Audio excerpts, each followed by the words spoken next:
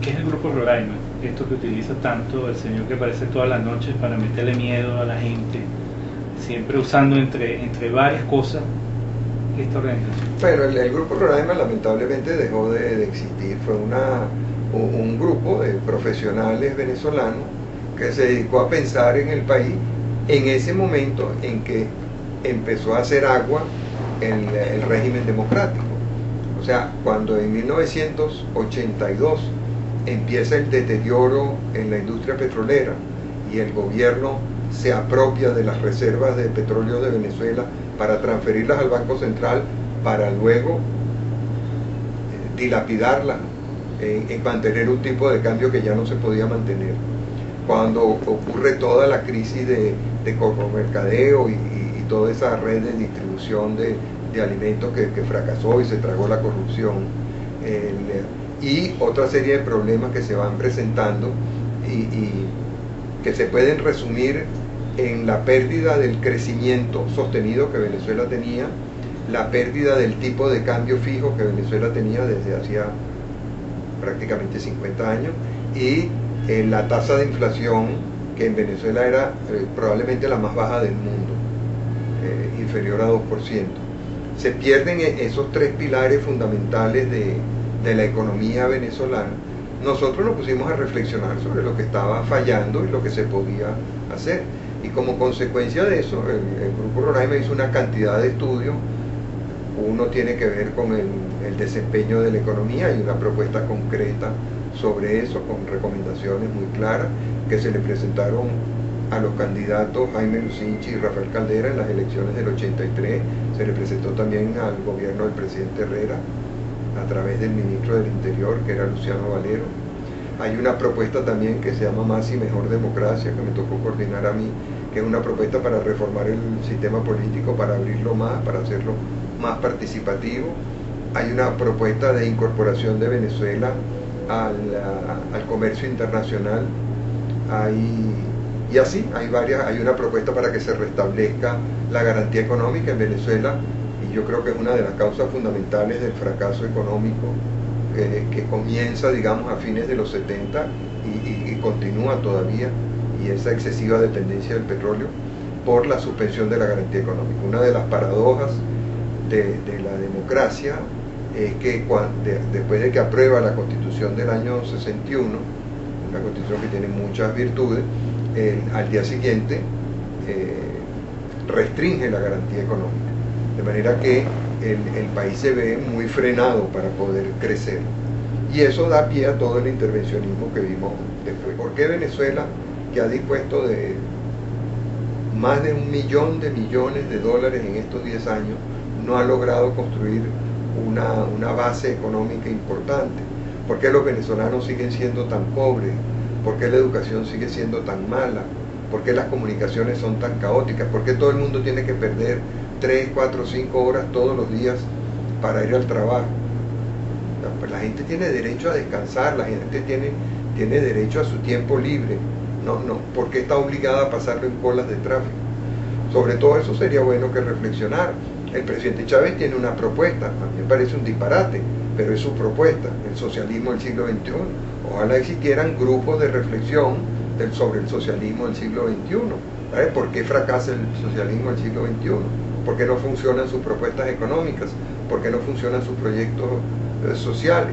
Y que hubiera un gran debate en el país entre todos esos grupos de pensamiento, de estudio, de reflexión, para que los electores pudieran pronunciarse, pudieran escoger libremente.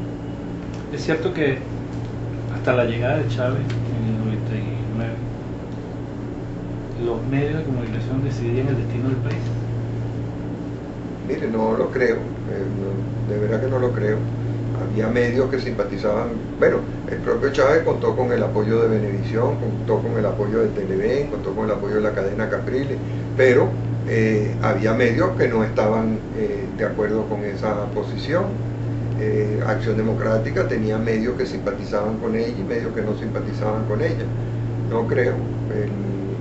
Los medios pueden ejercer una influencia en la medida en que las opiniones que traigan, las informaciones que traigan sean consideradas relevantes, pero eso tiene que ver con el trabajo profesional, no con ningún proyecto político que haya por detrás.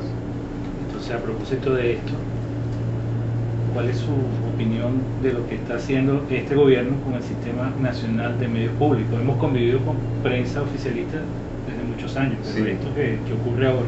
Bueno, está ocurriendo, eso tiene varias lecturas. En primer lugar, yo creo que el gobierno lo que perseguía con el cierre de RCTV era atemorizar a los demás medios para que hubiese mucha autocensura. Esa autocensura complementada con la censura del gobierno y con la propaganda del gobierno podía crear un ambiente de opinión favorable para la perpetuación de la dictadura, un poco lo que hace Fidel Castro. O sea, no permite opiniones en contrario, tiene muchas opiniones a favor y no hace elecciones por no correr el riesgo de perderlas. Pues es otra cosa, a ellos les gustan las elecciones cuando piensan que las pueden ganar, pero cuando piensan que las pueden perder, no hay elecciones. Y eso es algo que es importante que tengamos en mente. El gobierno ha pretendido crear toda una red de propaganda, eso es muy totalitario, o sea, los comunistas, los nazis, los fascistas, todos hicieron eso. Piensan que controlando todos los medios de comunicación pueden controlar la mente de la gente. Eso fracasó. Los comunistas, mucho más inteligentes y con mucho más recursos intelectuales y materiales que Chávez o que Fidel Castro, no pudieron implantar su modelo. Fracasó y se derrumbó el comunismo. A los nazis les pasó lo mismo.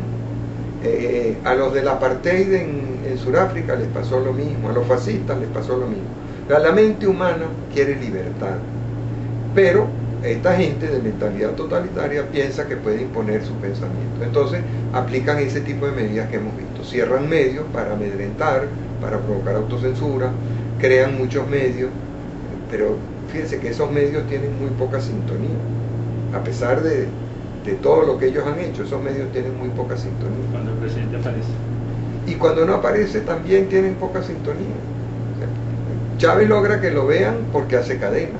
Pero si la gente, bueno, la mejor demostración de lo que pasa con las cadenas lo vemos con el crecimiento de la televisión por cable y satélite. Hace 10 años no llegaban ni a 20% de penetración. Hoy en día ya superan el 70%. Hace 10 años la televisión abierta dominaba claramente. Hoy en día la televisión por cable y satélite tiene una porción de sintonía más grande.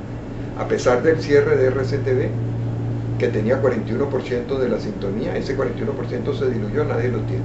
Venevisión, que el día del cierre tenía 33, creo, hoy en día no llega a 26.